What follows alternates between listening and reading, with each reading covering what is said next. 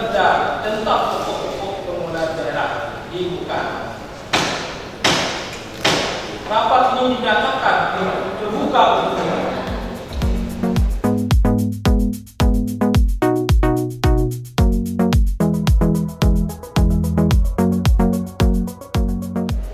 Pada kesempatan ini, berkenan kami menyampaikan nota penjelasan tentang kebijakan umum anggaran dan plafon anggaran sementara atau KUA dan BPS untuk tahun anggaran 2023. KUA dan BPS ini akan kami ajukan dalam rangka proses penyusunan rancangan anggaran pendapatan dan belanja Kabupaten Agam tahun 2023. Pengajuan kedua dokumen ini merupakan amanat dari pasal 89 dan pasal 90 Peraturan Pemerintah Nomor 12 Tahun 2019 tentang pengelolaan keuangan daerah.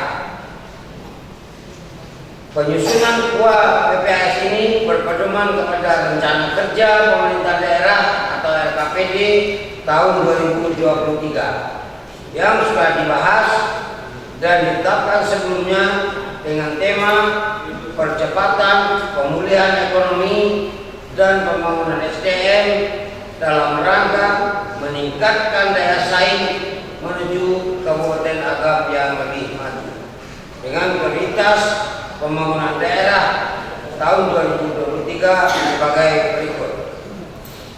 Satu, membangun birokrasi yang modern dan efektif. Dua, meningkatkan kesejahteraan petani atau petani berseri. Tiga, membangun UMKM tangguh. Empat, mengembangkan wisata dengan kearifan lokal. Kelima, pembangunan infrastruktur yang responsif terhadap mitigasi bencana. Enam, membangun pendidikan unggul untuk semua. Tujuh, pembangunan kesehatan murah dan terjangkau. Delapan, menjadikan Nagari sebagai epicentrum pembangunan dengan dukungan perantau. Rancangan KUA dan BPS yang disampaikan hari ini disusun berdasarkan kondisi ekonomi makro Kabupaten Agam. Laju pertumbuhan ekonomi Kabupaten Agam tahun 2021 sebesar 3,70% dan target tahun 2022 turun menjadi 2,94%. Sedangkan tingkat pengangguran tahun 2021 sebanyak 5,06% dan target 2022 sebesar 4,39%. Kondisi ekonomi makro Kabupaten Agam lainnya berupa persentase penduduk miskin tahun 2021 sebesar 6,85% dan target tahun 2022 turun menjadi 6,78%. Sedangkan indeks pembangunan manusia tahun 2021 mencapai 72,57 dan tahun 2022 ditargetkan mencapai 73,65. Untuk tahun 2023 target capaian indikator ekonomi makro Kabupaten Agam adalah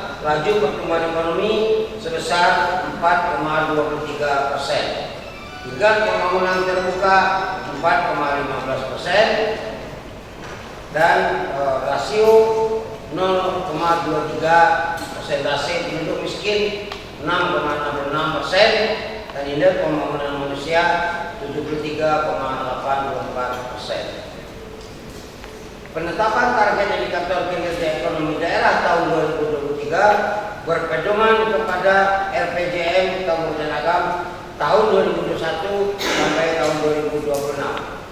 Berdasarkan tabel di atas, terdapat penyesuaian beberapa target kinerja ekonomi daerah karena capaian indikator tersebut pada tahun 2021 telah melampaui target RPJM untuk tahun 2023. Penyesuaian target tersebut dapat dicapai dengan asumsi pandemi COVID-19 telah menjadi endemi dan sudah tidak ada lagi pembatasan kegiatan sosial ekonomi. Dan target penurunan persentase penduduk yang berada di bawah garis kemiskinan dan tingkat pengangguran terbuka dapat dicapai. Diharapkan Berbeda dengan tahun 2021, meskipun ekonomi tumbuh cukup baik di tengah badai pandemi COVID-19, namun tingkat kemiskinan dan pengangguran terbuka meningkat karena belum mampu menyerap pertambahan angkatan kerja. Kondisi ketenaga kerjaan ini sangat rentan.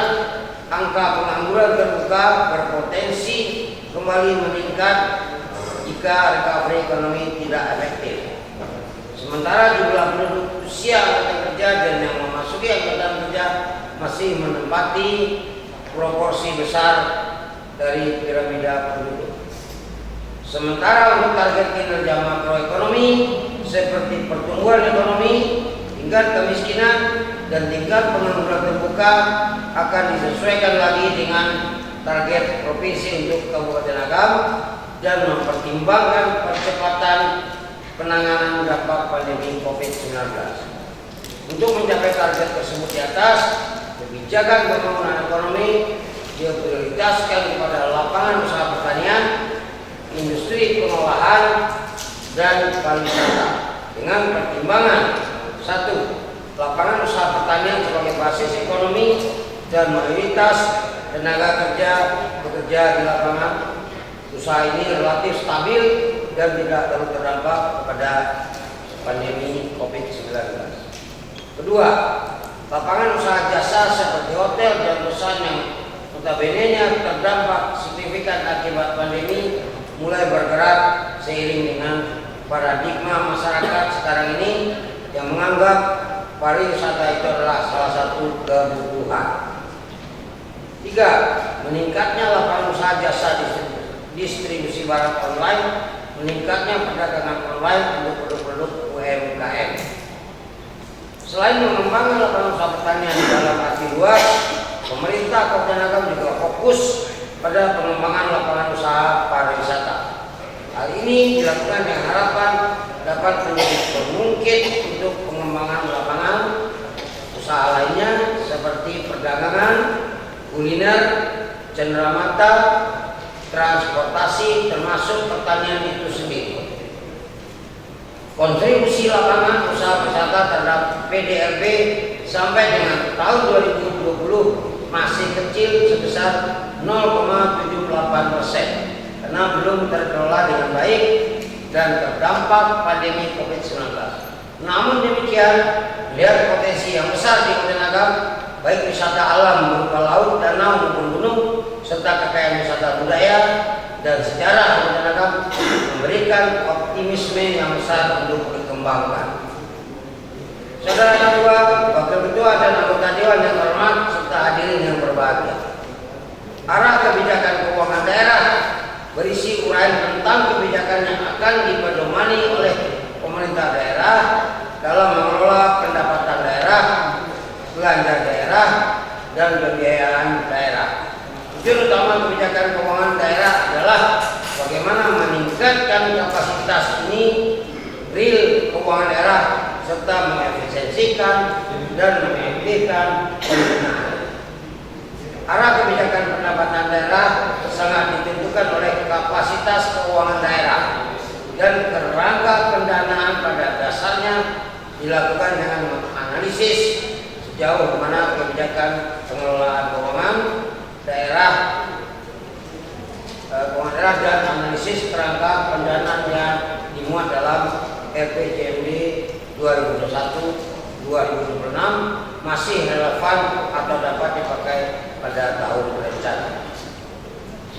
Kebijakan pendapatan pemerintah Kabupaten tahun 2023 pada masing-masing jenis pendapatan daerah adalah meningkatkan pendapatan asli daerah melalui penyusunan regulasi tentang pajak daerah dan retribusi daerah sesuai dengan ketentuan perundang-undangan yang berlaku.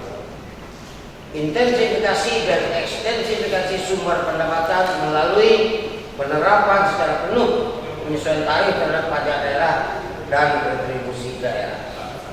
Penguatan data basis pajak daerah kabupaten, meningkatkan kesadaran, kepatuhan, dan kepercayaan serta partisipasi aktif masyarakat lembaga dalam memenuhi kewajiban membayar pajak dan retribusi.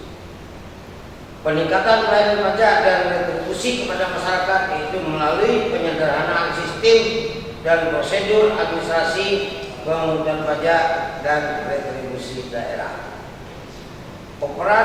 Operasionalisasi, monitoring dan evaluasi pelaksanaan peraturan daerah tentang pajak dan retribusi daerah melalui peningkatan pengendalian dan pengawasan atas pemungutan PAD yang diikuti dengan peningkatan kualitas, kemudahan, kecepatan, dan kecepatan pelayanan.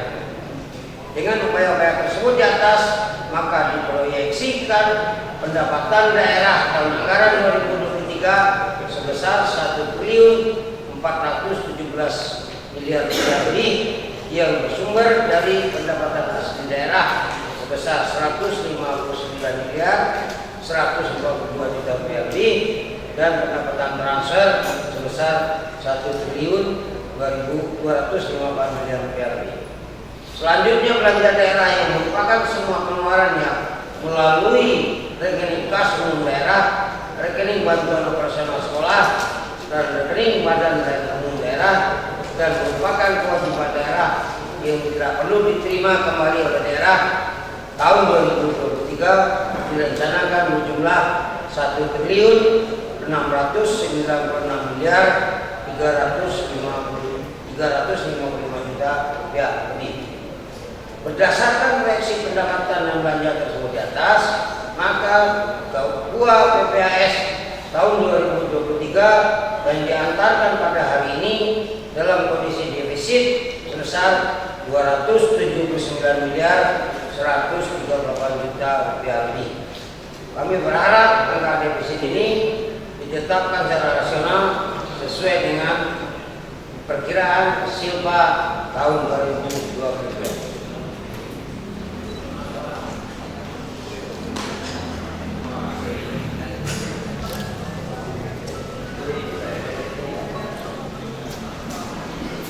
Terima kasih ucapkan kepada Bupati Agam, termasuk saudara Dr. Haji yang telah menyampaikan nota kebijakan umum anggaran kedua bekas plafon anggaran semester PPAS tahun anggaran 2023. Selanjutnya akan dibahas bersama antara DPRD Kota Agam dengan pemerintah daerah Kota Agam. Saudara Bupati, pimpinan saudara terhormat serta rapat yang kami muliakan, dengan telah disampaikannya nota tentang kebijakan umum anggaran dan prioritas plafon anggaran sementara PPAS tahun anggaran 2023 tadi, maka berakhir rapat paripurna hari ini. Terima kasih atas perhatian, atas kehadiran dan kerjasamanya yang memberikan dukungan dan kerjasama semua pihak. Semoga apa yang telah kita lakukan hari ini mendapat berkah insyaallah dan akhirnya dengan mengucapkan alhamdulillah rapat paripurna ini kita tutup. Nantinya untuk pimpinan rapat DPRD kami akan kita sejenak setelah rapat paripurna ini. Wabillahi taufiq. Assalamualaikum warahmatullahi wabarakatuh.